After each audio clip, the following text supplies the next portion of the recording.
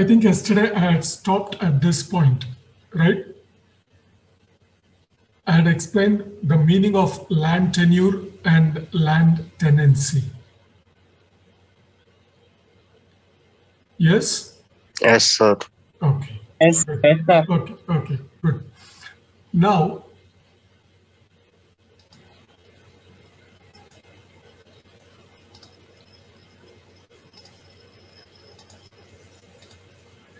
let me move to the next point. Land tenure system on the eve of independence. I think I had mentioned this also. Zamindari system, Mahalwari system, and the Rayatwari system. Yes, sir. Okay. Now, what was the purpose of land reforms? To make more rational use of the scarce land resource. Land resources are very scarce, and there are a number of people in the rural area who are landless and who wish to own some land, who want to own land and cultivate on their own. Okay, so to make available land to them and make the best use of the land resources available, to improve the terms and conditions under which land is held for cultivation by the actual tillers, that is related to tenancy, and with a view to ending exploitation and to redistribute agricultural land in favor of the less privileged classes. I remember I had covered this also. So we'll come to the reform measures. The first one was abolition of the intermediaries. That means those people who were assigned the job of, who were given the job of collecting taxes from the farmers and passing it on to the government. Those intermediaries who were called zamindars in general, and in some places as jagirdars, inamdars, and so on. And all those intermediaries were removed, to be removed. Okay. So second one was the tenancy reforms. That is the terms and conditions under which the land is owned, cultivated, and the output is distributed. That has to be reformed. And the third one was fixation of the ceiling on land holdings. That is the maximum limit. Fourth one, consolidation of holdings. That is, each farmer will be having a number of plots. Suppose a farmer is having 5 acres of land. Rarely we find all the 5 acres in one place. 1 acre will be near the village tank, 2 acres near the hillock, 3 acres near the road, and so on. So the plots are scattered all over the villager, and those scattered plots have to be brought to one single piece. That is consolidation of holdings. And the fifth one, development of cooperative farming. If all the farmers come together to cultivate the land, then it will be very beneficial.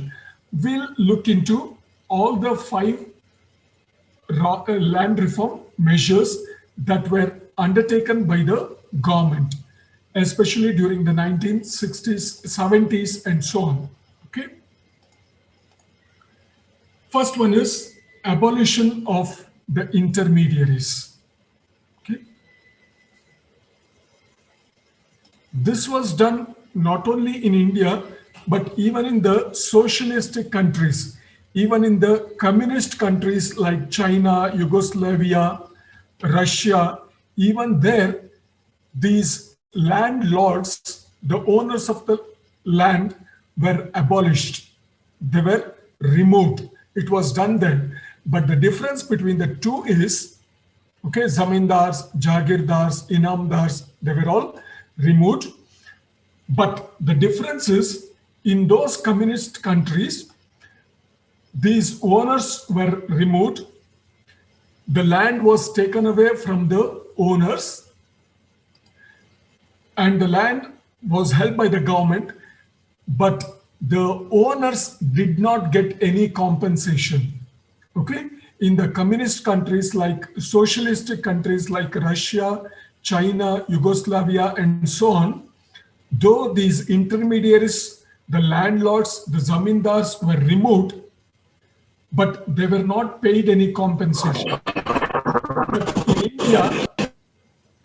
But in India, the intermediaries, the zamindars, jagirdars, they were removed, but they were paid compensation. Okay, that is the difference. Compensation was fixed as a multiple of net income of the proprietor. Multiples means 2 times, 3 times, and 5 times, and so on. Okay. Now, it varied from state to state, from region to region. It differed. Okay. If it is, suppose a farmer gets 10,000 rupees per annum as income, and the compensation fixed is 3 times the annual income, then the person who gets the land has to pay 30,000 rupees to the landlord. So that is the compensation amount. This was arranged in India, but not in the socialistic countries. Then the second one, the tenancy reform measures, that is the terms and conditions under which the land was owned by somebody, land was cultivated by somebody else, and the total output was distributed between the owner of the land and the cultivator of the land. That is regulation of rents. Again, the rent regulation varied from region to region, from state to state. It was not common throughout the country. Okay, so what was the maximum rents fixed by the government? In the states of Gujarat, Maharashtra, Rajasthan, it was 1/6 of the gross produce. 1/6 is roughly around 16.5%.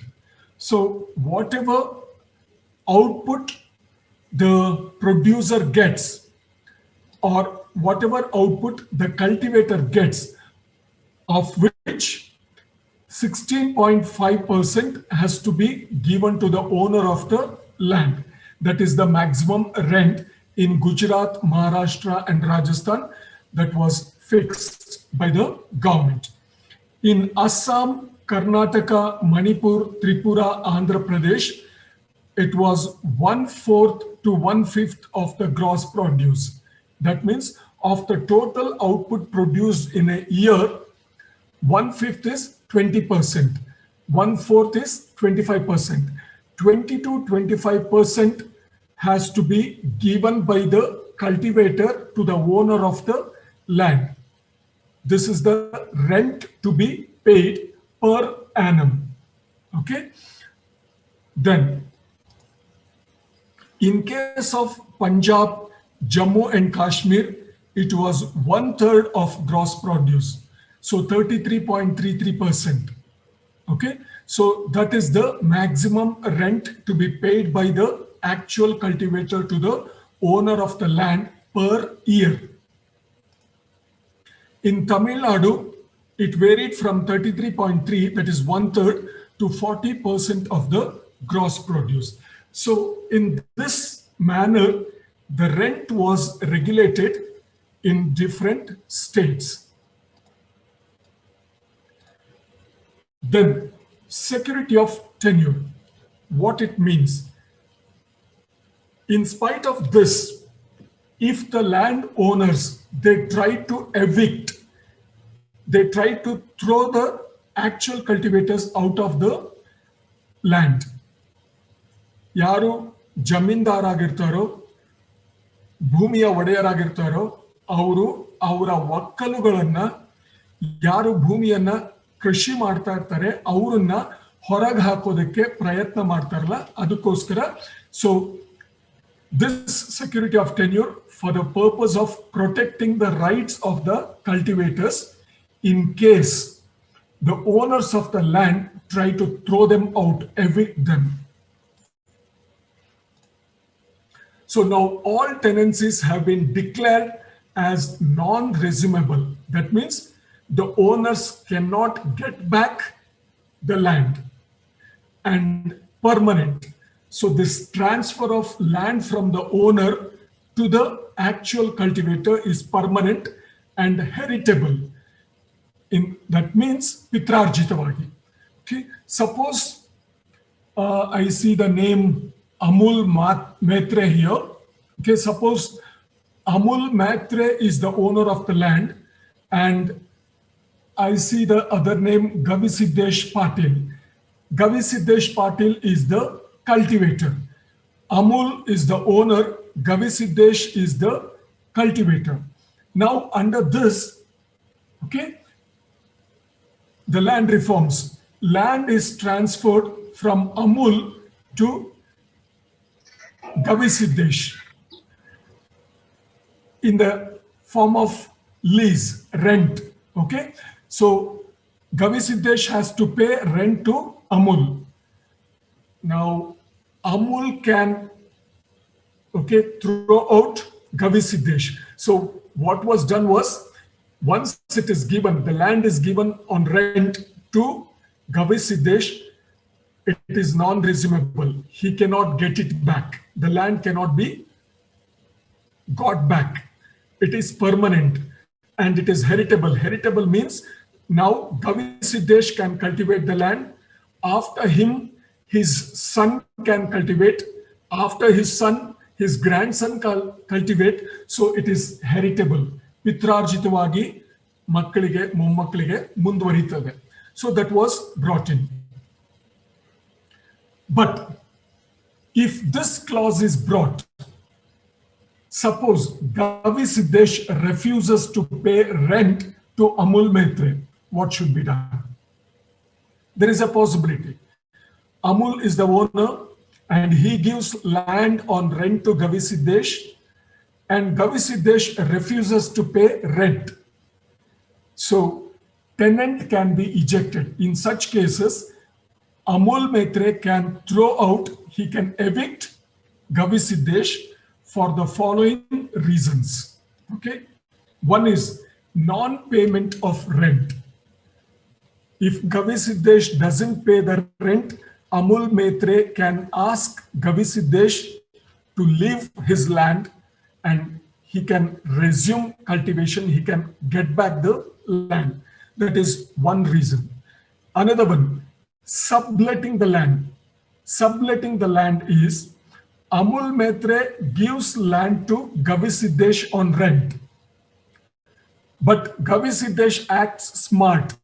What he does is, he doesn't cultivate the land, he gives it to Ganesh Ji. Okay, that is subletting.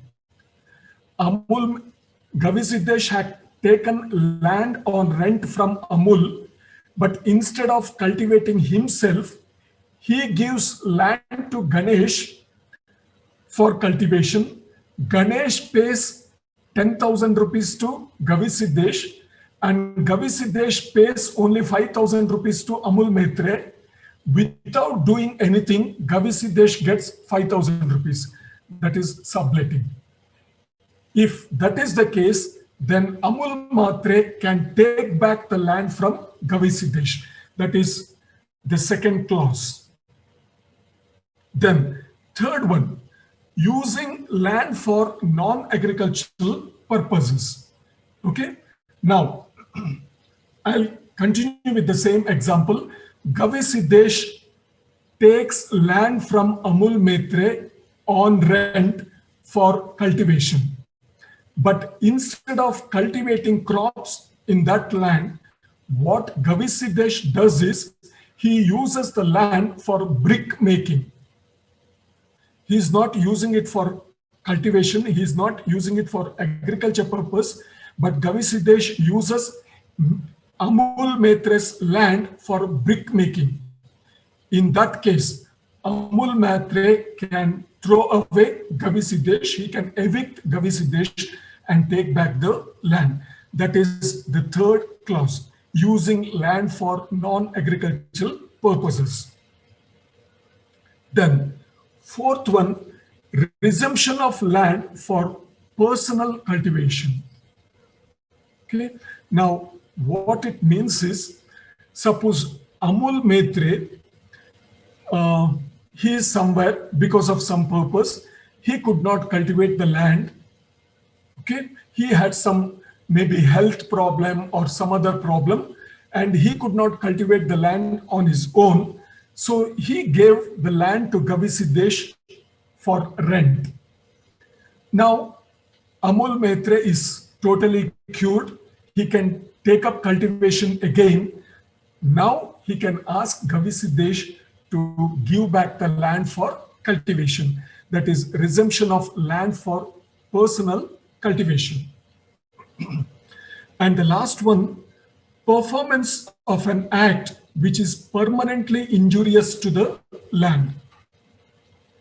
Gavi Siddesh has taken land from Maitre, but what he does is, you have heard about filtered sand. Now, from the rivers, these builders in Bangalore, okay, all apartment builders, house builders, they don't get sand from the rivers, river basins, okay. So instead of that, many people, many contractors, what they do is, they wash the soil in the agriculture land, in the farms, in the villages.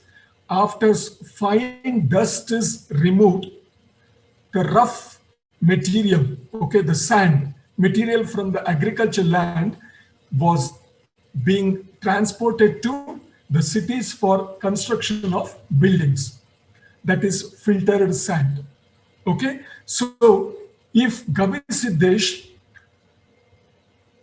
just to make money, he allows the contractors to get the filtered sand from the land. Once filtered sand is taken away from the land, that land is permanently injured. You cannot take up cultivation again in that land. Okay, so if that is the situation, then Amul Maitre can ask Gavi Siddesh to give back the land. So these are all the clauses under which the landowner can take back the land from the tenant. This provision was made with good intention. But again, one clause was enough in this to evict the tenants. That was the fourth one, resumption of land for personal cultivation. Once these tenancy reforms were brought in, once the government announced that they're bringing in tenancy reforms, immediately the landowners, what they did was, they gave the reason of resuming the land for own cultivation, and they started throwing away the tenants. ನಾವು ಸ್ವತಃ ಕೃಷಿ ಮಾಡ್ತೇವೆ ಅನ್ನೋ ಒಂದು ಕಾರಣವನ್ನ ಕೊಟ್ಬಿಟ್ಟು ಈ ಭೂಮಿಯ ಒಡೆಯರು ಜಮೀನ್ದಾರರು ಏನಿದ್ರು ಅವರು ನಿಜವಾಗ್ಲೂ ಅಲ್ಲಿ ಕೃಷಿ ಯಾರು ಮಾಡ್ತಾ ಇದ್ರು ಒಕ್ಕಲುಗಳು ಅವರನ್ನ ಹೊರಗೆ ಹಾಕ್ಲಿಕ್ಕೆ ಶುರು ಮಾಡಿದ್ರು. Okay, so to avoid this problem, again some changes were made, changes were brought in. That is right of ownership. Okay, in case forcefully if somebody is thrown out, okay, right of ownership. On the plea of resumption of for personal cultivation, evictions of tenants took place on a massive scale. As I said earlier, giving the reason of starting cultivation on their own, the landlords, the landowners, they started throwing out the tenants. Whole life, the tenants were depending on cultivation of that land. Now, if the landlords, owners, they throw out, what should they do? what is the livelihood for them? Now, the measure adopted to solve this problem was declaring tenants as owners and requiring them to pay compensation to owners in suitable installments. Now, the tenants themselves, ಒಕ್ಕಲುಗಳನ್ನೇ ಉಳುವವನೇ ಹೊಲದೊಡೆಯ. Okay, the tenants themselves were given the right on the land. They were made the owners of the land. But again, it led to the problem. Okay, like say for example, I see the name somebody. Okay, Akul Gowda.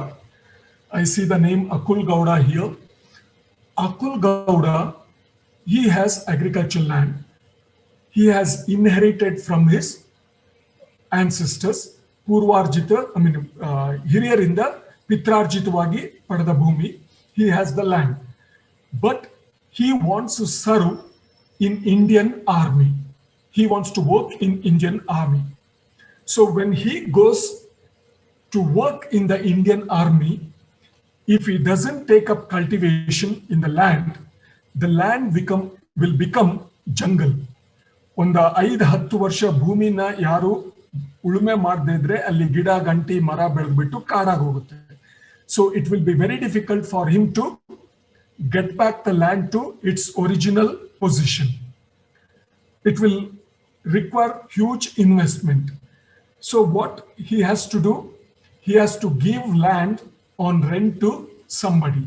Okay, so that provision was given.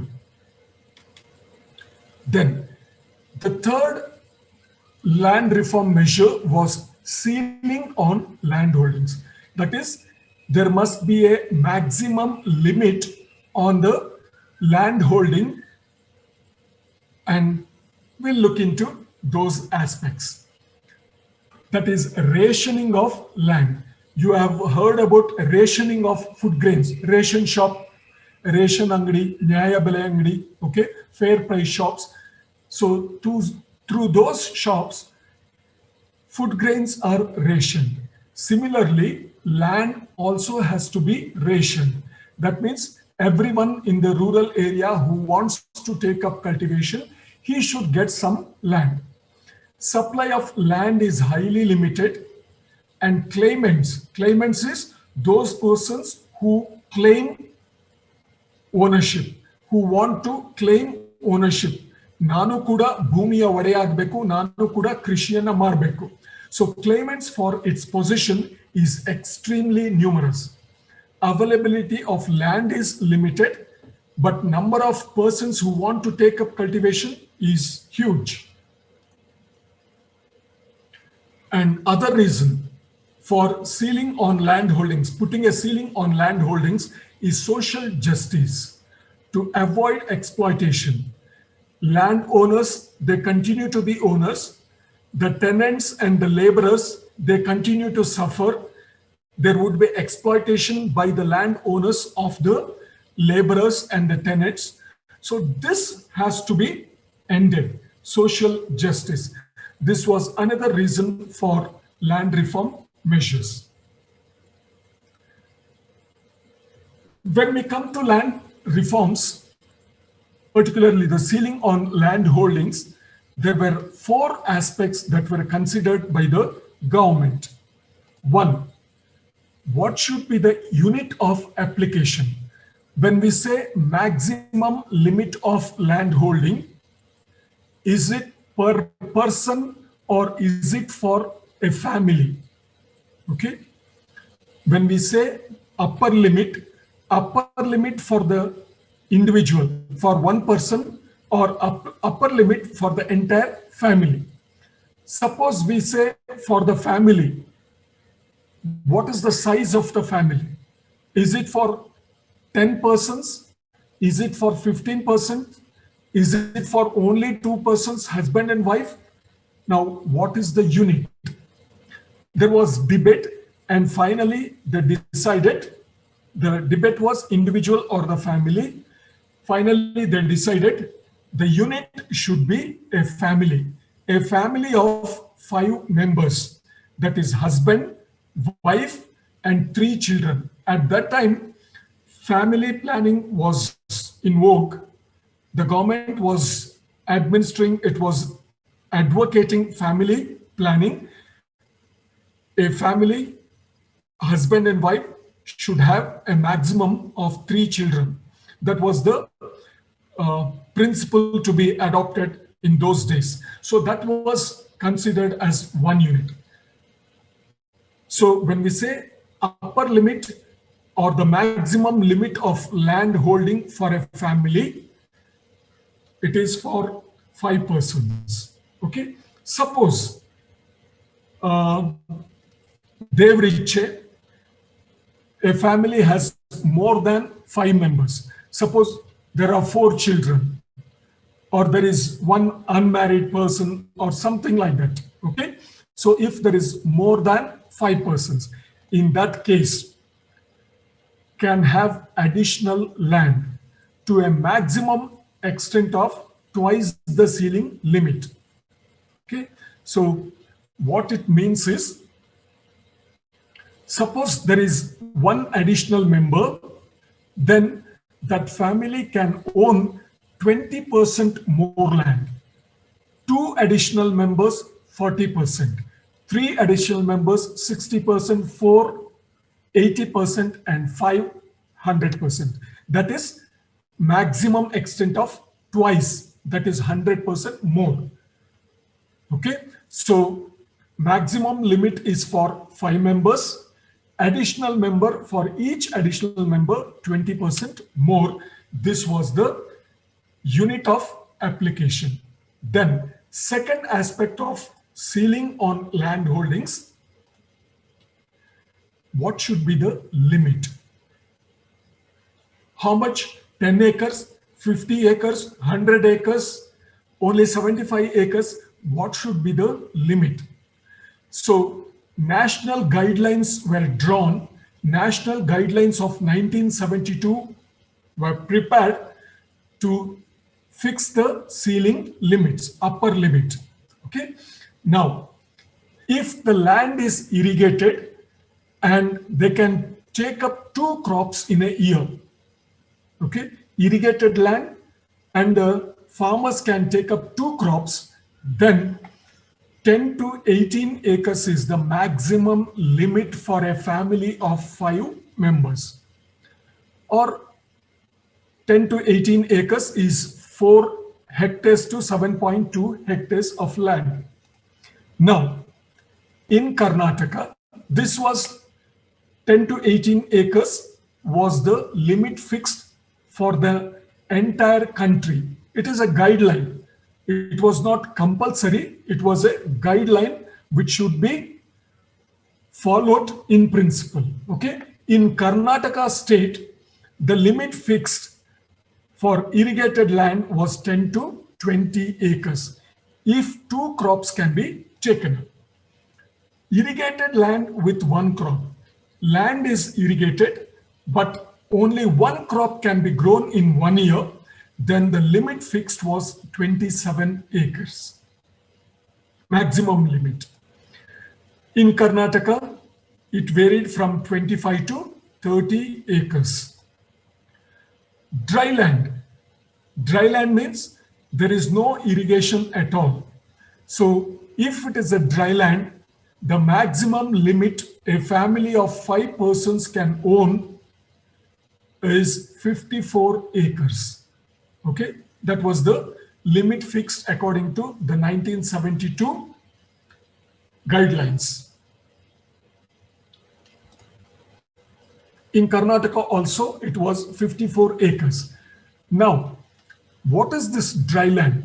When the guidelines were prepared, the irrigated land means only that land which gets irrigation from the canal or irrigation from the village tank. Only that land was considered as irrigated land. if a farmer has borewell on his land, it was not considered as irrigated land. So then, as per these guidelines. So one thing you can remember, as per the guidelines, 54 acres is the maximum land a family can own if entire land is dry land. In case the owners of the land, they have different types of land. Suppose a farmer is having 20 acres of land, of which 10 acres is irrigated with 2 crops, 5 acres is irrigated with 1 crop, and 5 acres is totally dry land. Now, which of these norms will apply to his family? Irrigated land with 2 crops, irrigated land with 1 crop, and also dry land. All the 3 types, if a farmer has, then you have to convert all types of land into dry land. Not literally, not on the field, but on the paper. Some ratio. Suppose 1 acre of irrigated land is equal to 2 acres of dry land. Suppose 1 acre of irrigated land is equal to 2 acres of dry land. Then you convert all the irrigated land into dry land, and the maximum limit is 54 acres. Okay, if 1 acre of irrigated land is equal to 2 acres, if a farmer is having 10 acres of irrigated land, it is equal to 40 acres of dry land. So in this proportion, convert all the land into dry land, and the maximum limit is 54 acres for a family of 5 members and 20% extra for each additional member. But the maximum limit is twice this, 2 times this, that is 108 acres. So even if the number of family members is more than 10, then also the maximum limit is 108 acres. That's what the guidelines of 1972 said. Now, there are some special cases like deserts, marubhumiyalli, hilly areas like Himalaya Parvata and so on. Okay, like Himachal Pradesh, Kashmir, and so on. In the hilly areas, in the deserts, same norm of 54 acres cannot be applied because the situation is entirely different. In those situations, there were some additional facilities were given, concessions were given. Hilly land in Himachal Pradesh, the maximum limit was 70 acres and not 54 acres because of the hilly terrain. And in Rajasthan, wherever there is desert, the maximum limit fixed was 175 acres instead of 54 acres. Okay, these exemptions were given in the hilly areas and the deserts. Now, the third aspect of ceiling on land holding, the first one was what should be the unit, individual or family. The second aspect was what should be the limit, and the third one is exemptions. ಯಾರನ್ನ ಈ land ceiling ಇಂದ ಹೊರತುಪಡಿಸಲಾಗಿದೆ, who is given an exemption from the upper limit. So here the ceiling does not operate on land held under tea, coffee, rubber, cardamom, and cocoa plantations. Okay, this limit of 54 acres does not apply if it is a tea plantation, if it is a coffee plantation, rubber, cardamom, cocoa. No, this limit does not apply because there the economy of scale operates. That means larger the estate, better will be the management. Okay, so because of that reason, exemption was given. Then ceiling, that is upper limit, does not operate on land held by industrial or commercial undertakings for non-agricultural purposes. Okay, if the land is used for industrial purpose or commercial purpose, then this 54 acres limit does not apply. And the third one, for lands held by educational institutions and research institutions, ceiling limits are relaxed or exempted. For example, GKVK campus. GKVK campus is an educational institution. We have a research institution in the campus. Here, that 54 acres limit does not apply. Actually, GKVK campus is having around 1,350 acres. Okay, so this limit does not apply.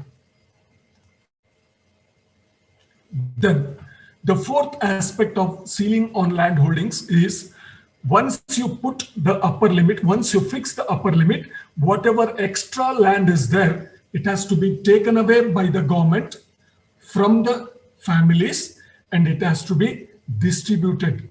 That surplus land, extra land, has to be distributed. To whom? Priority is given to landless agricultural workers, particularly to those belonging to scheduled caste and scheduled tribe families. So the land has to be distributed. Okay. This was another land reform measure. First one was abolition of the intermediaries. The second one was the tenancy reforms. The third one was the ceiling on land holdings. Okay. And the fourth one, consolidation of holdings. Consolidation is bringing together all the pieces into one piece. Okay. A farmer may be having a number of plots in different places in a village. All that has to be brought to one place. Not literally bringing land from one place to other place. Pool all the land. Okay. So here we see Akul Gowda, Chirantana, Bhavana, then Keen Victor, Deepti TL and Bhumika. They all have land distributed in the entire village. So the idea behind this is pool. Okay. All the land belonging to Akul Gowda, Bhavana, Keen Victor, Deepti, Bhumika. Okay. So put them in one piece. Now, Akul Gowda is having 4 acres of land in 4 different places in the village. So instead of that, give him 4 acres in one place. Similarly, suppose Bhavana has 3 acres, give all the 3 acres in one place, and so on. That is consolidation of holdings. When we go into consolidation of holdings, we had to understand 2 terms related to that. One is subdivision of holdings and the other one is fragmentation of holdings. Now, what is subdivision of holdings? Suppose Deepti TL, okay, she has 2 siblings. She has 2 brother or sister. Totally there are 3 children, suppose. And her father is having 9 acres of land, suppose. 9 acres of land and 3 children. Now, father will divide 9 acres into 3 pieces. 3 acres to Deepti, 3 acres to her brother, 3 more acres to another sister. So 3 acres each to 3 children. That is subdivision. Okay. Now, what is fragmentation? Now, Deepti gets 3 acres, her brother gets 3 acres, her another sister gets 3 acres. But the problem is, her father is having 3 acres of land near the national highway, 3 acres of land near the canal, or the river, and 3 acres, which is totally dry land. Now, if her father says, Deepti, you take 3 acres dry land, definitely she will not agree to that, because 3 acres near river is highly fertile, water is available. 3 acres near the national highway, the value of land, the price of land will be very high. So she will not agree for that.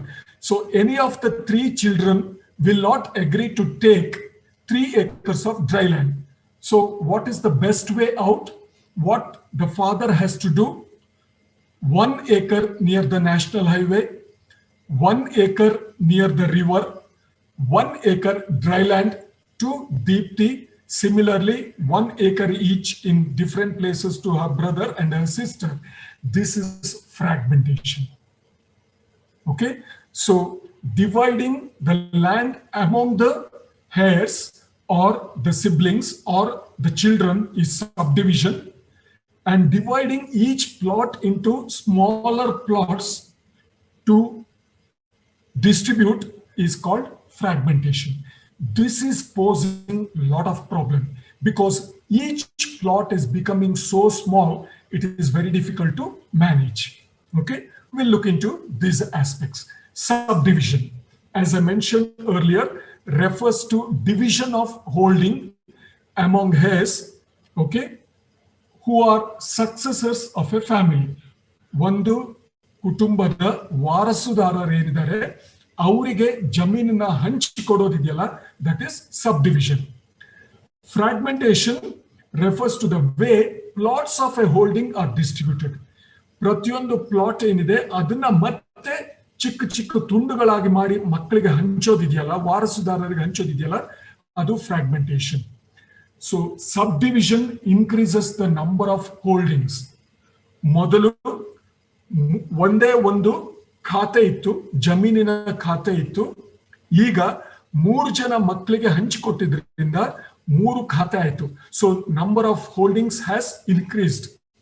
Fragmentation reduces the size of each plot. Earlier, there was 1 plot of 3 acres near the river. Now, each son or daughter is given 1 acre near the river.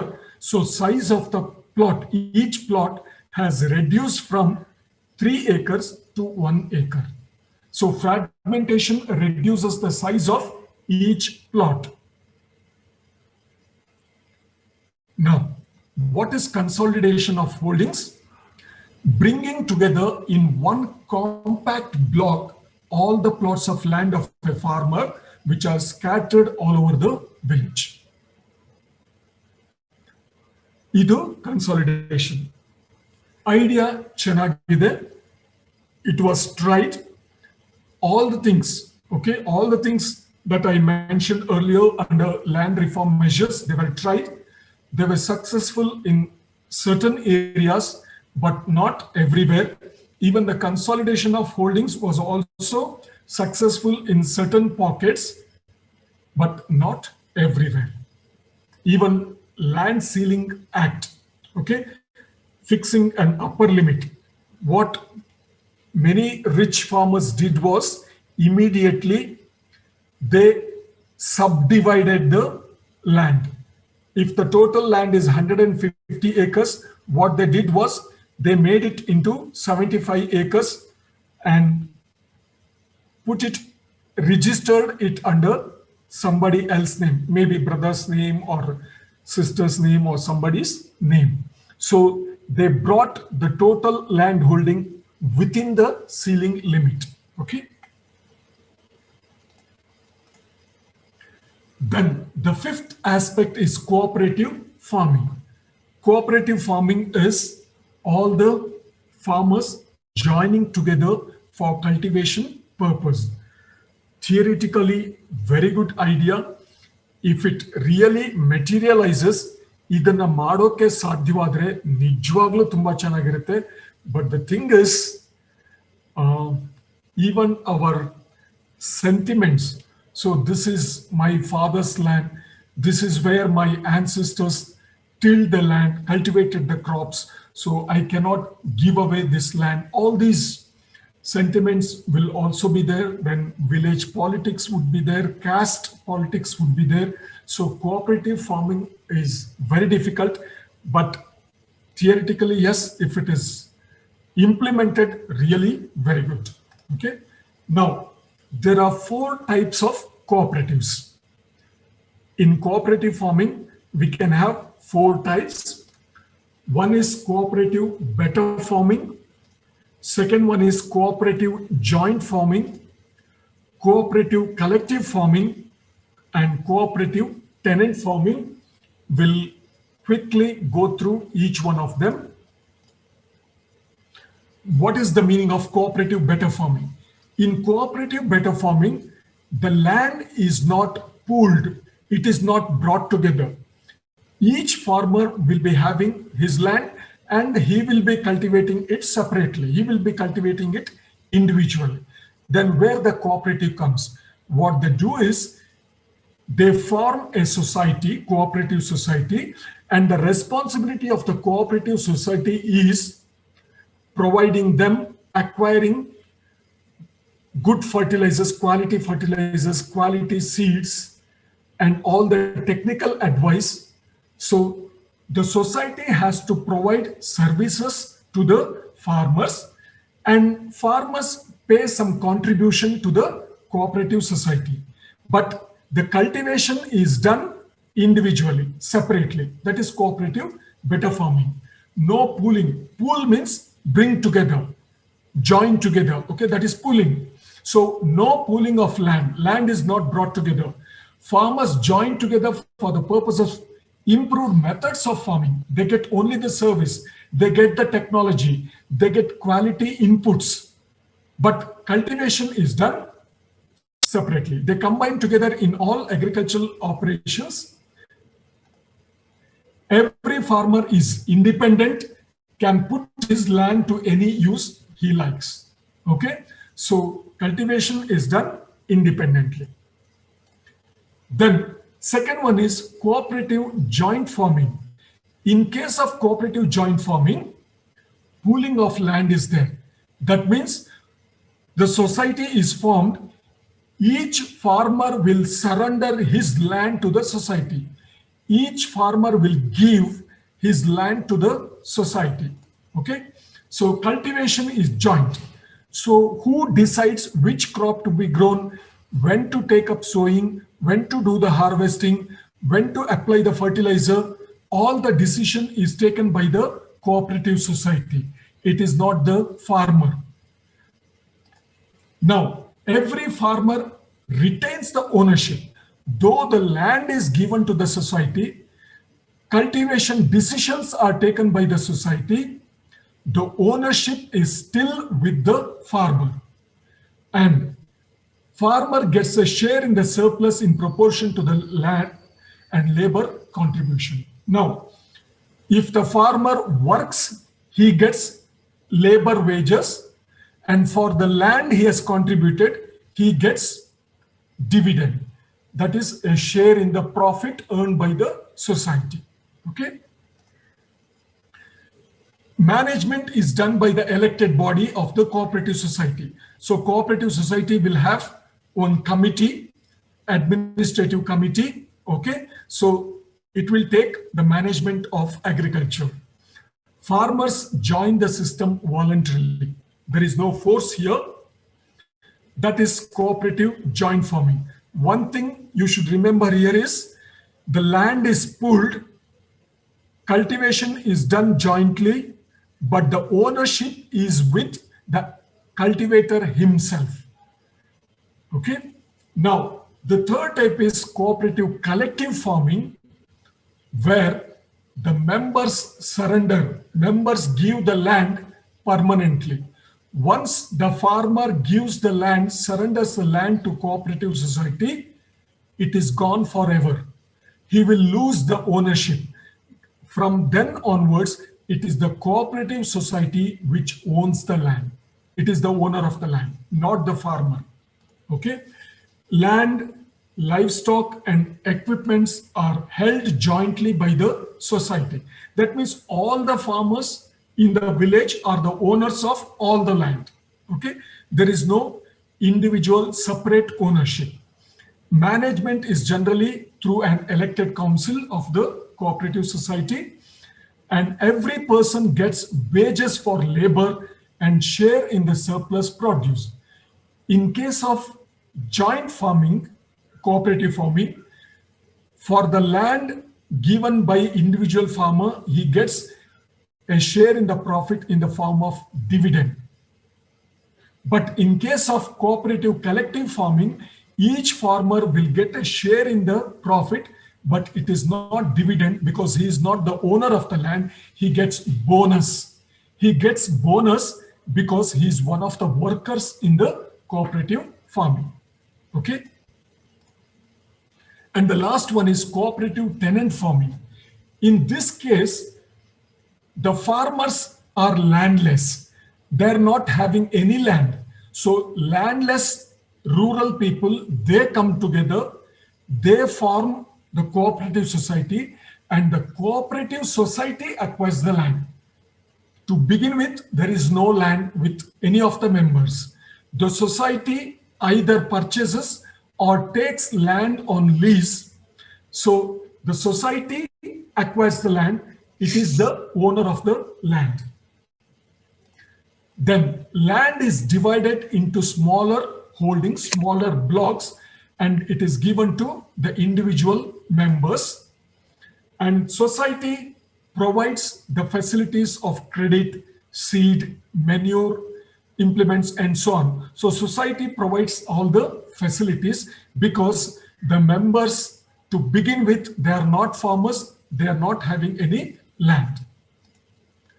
Every member pays a fixed rent for his holdings. Though the rent is paid to the cooperative society, and produce of his holding is his own. Whatever he produces, it belongs to the farmer himself. That is cooperative tenant farming. But usually when we say cooperative farming, it refers to cooperative joint farming.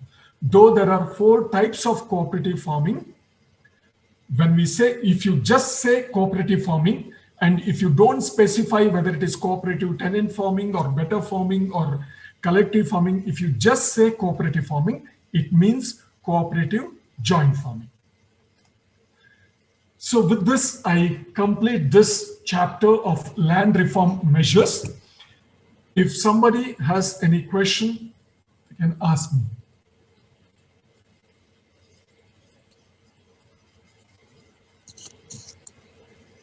Anybody has any question? So, Yeah.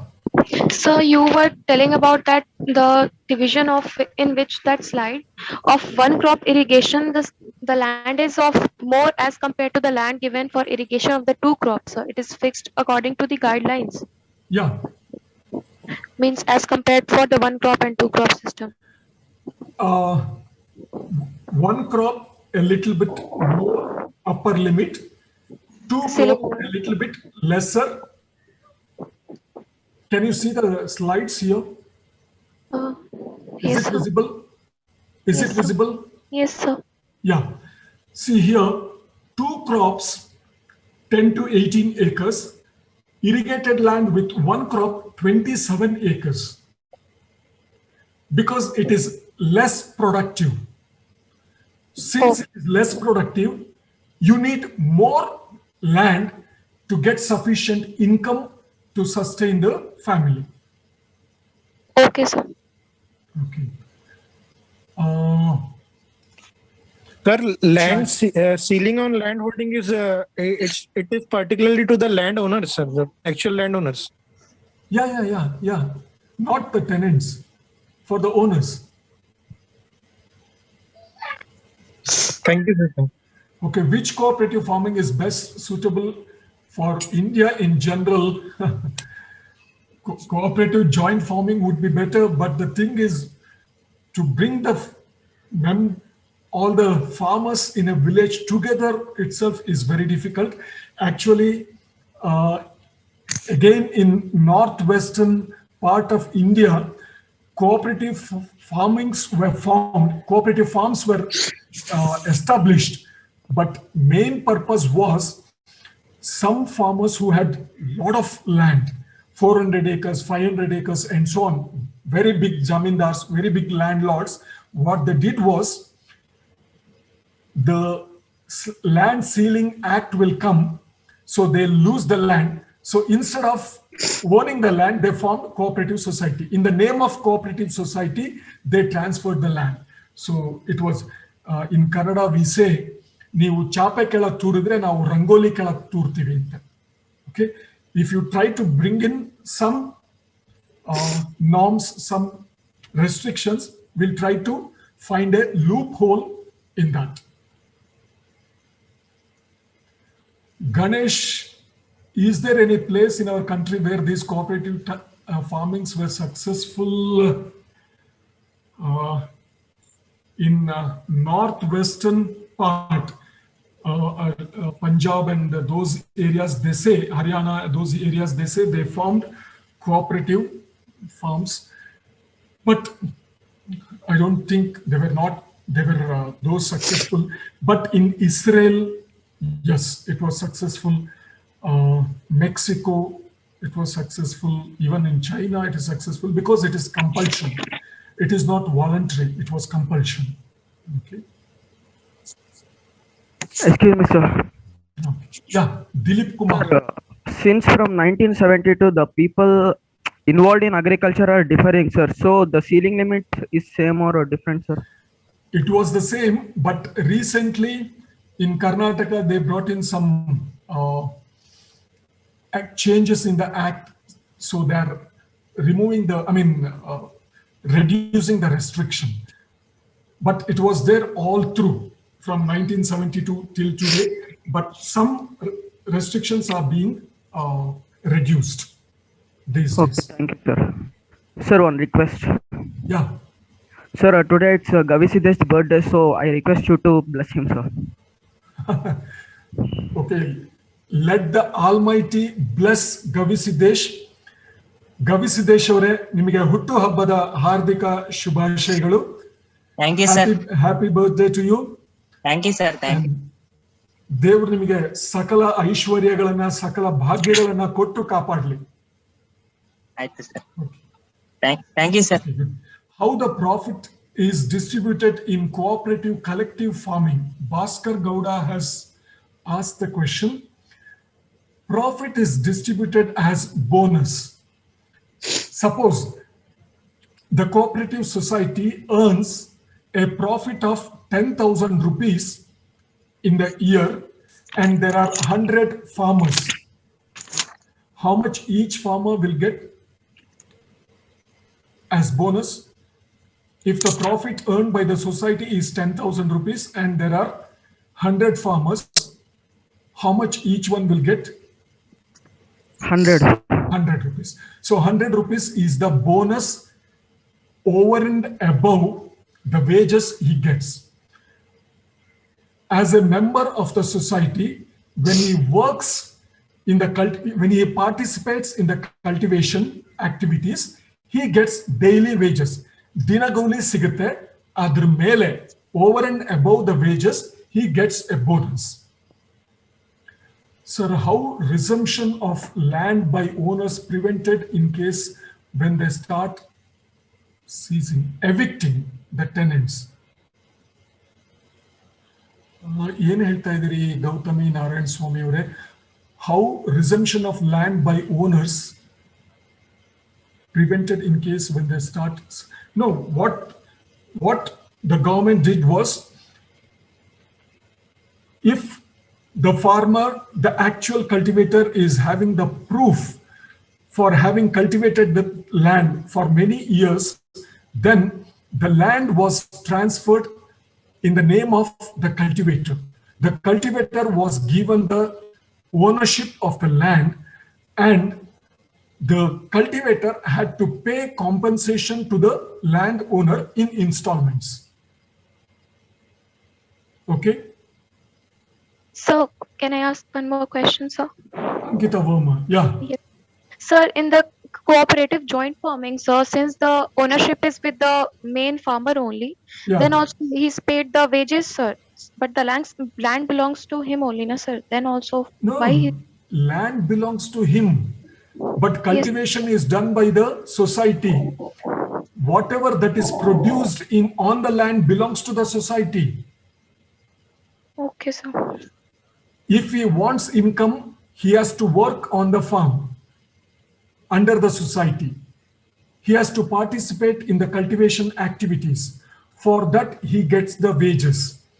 And when the society earns profit, for the land he has surrendered, for the land he has given to the cooperative society based on the acres, number of acres, the acreage, he gets a share in the profit, and that share is called dividend because he is the owner. Okay, sir. Thank you, sir. Okay. Sir, Dilip Kumar, yes. sir, if the land by the farmer is given to a cooperative society, Huh. so he can't get his land back permanently, no, sir? That is collective farming. Oh, In case okay, of sir. collective farming, he cannot get back. If it is a joint cooperative society, then he can get back. If the farmer is not satisfied with the working of the cooperative society, if the cooperative society is not managed in properly, then he can withdraw his membership. He can get back his land, take back his land. Okay, sir. Okay. Gagan SM has a question. Will these cooperative farming methods suit for vegetable production and other which come under these categories? You can take up any type of cultivation. You can also take up, say, animal husbandry, dairy, everything you can take up. And when I was working in Bank of Maharashtra, before joining the university, I was an agriculture officer in Bank of Maharashtra. And for our training, we were taken to Ralegan Siddhi. Have you heard about the village Ralegan Siddhi in Maharashtra? Have you heard about that village? Have you heard about Anna Saheb Hazare? Yes, sir. Yeah, Yes, sir. you have heard about Anna Saheb Hazare. Anna Saheb Hazare, he belonged to Ralegan Siddhi in Maharashtra. And I was working in Bank of Maharashtra. For our training, we were taken to that village. And Anna Saheb Hazare, he gave a lecture to us and he took us around the village. There, all the families, okay, they joined together and they have formed a society like the Better Farming Society, okay? And wherever common land is there, government land, common village land is there, all the farmers together, we have seen they cultivated Goa, what you call Sibehennu, okay? Perlehennu, Goa crop. And the children there, we have seen the children there, they don't even touch the fruits in the garden. That means they don't steal the fruits from the garden. Alli kaltana madodilla. And the produce is sold by the society and the income is distributed among all the villages. And with Anna Saheb Hazare's leadership, they had opened a branch of Bank of Maharashtra there. Okay, they had built school on voluntary work. Okay, through voluntary service, they had built the school, and in the school, vocational training like carpentry, blacksmithy, tailoring, these vocational training were also given in the villages. And if any family finds it difficult to take care of the animals, cows, bullocks, and so on, there was a common area was marked there. They could just bring the animal and leave it there. Then the village will take care of those animals. And gobar gas plants were installed. They were all common gobar gas plants. That means one gobar glass plants for about 10 to 15 families that we have seen. So if people can come together this way, really we can achieve a lot of things. But the thing is, we are not ready to come together. We have all the barriers, we have erected all the barriers between ourselves. Whether profit farmers get depend on how many acres of land they had contributed or equally to all participated farmers. Okay, in case of collective farming, it depends on how much labor he has contributed.